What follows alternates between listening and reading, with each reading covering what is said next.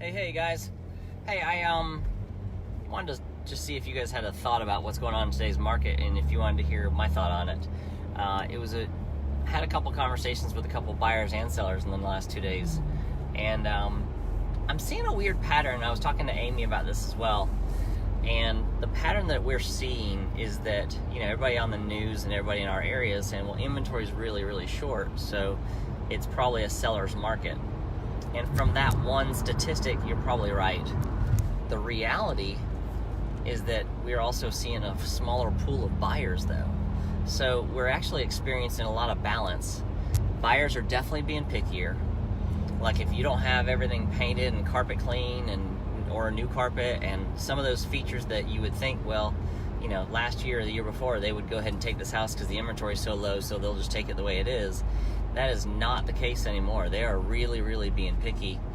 And if you have a house listed at a certain price point and you don't have it on point, they are definitely coming back and wanting to take a reduction on the sales price and really hit you hard on the inspections as well, about getting everything fixed.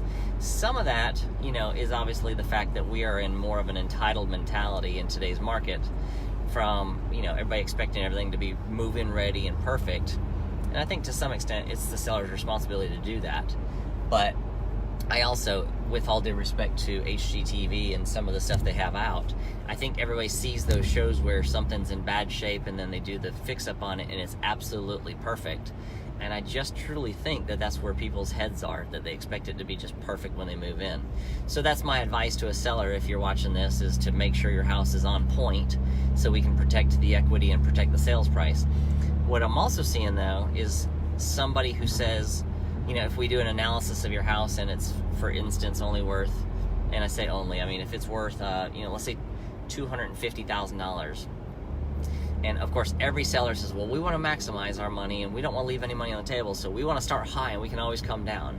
And they think it's like a car dealership, and that's just not true, because what ends up happening is, we turn around listed at $259 or $269 with the idea that, well, if we end up at $250, we'll be good. Well, the reality is people don't go look at the house that much because they're like, well, it's overpriced. Whereas if you price it at $250, let's just imagine you get an offer at $247 or $246. That's pretty close to 100% offer, right at 98, 99%. And you think, well, in order to get $250, then let's go ahead and price it at $259.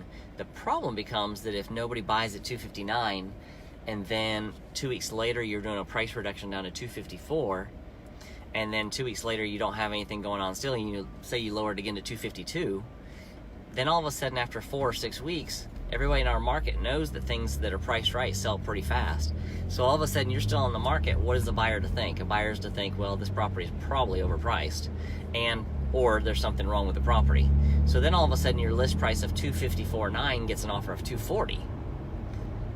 Yet we just said, there's the likelihood that if you had priced it at $250, you would have gotten $248 anyways, or $247.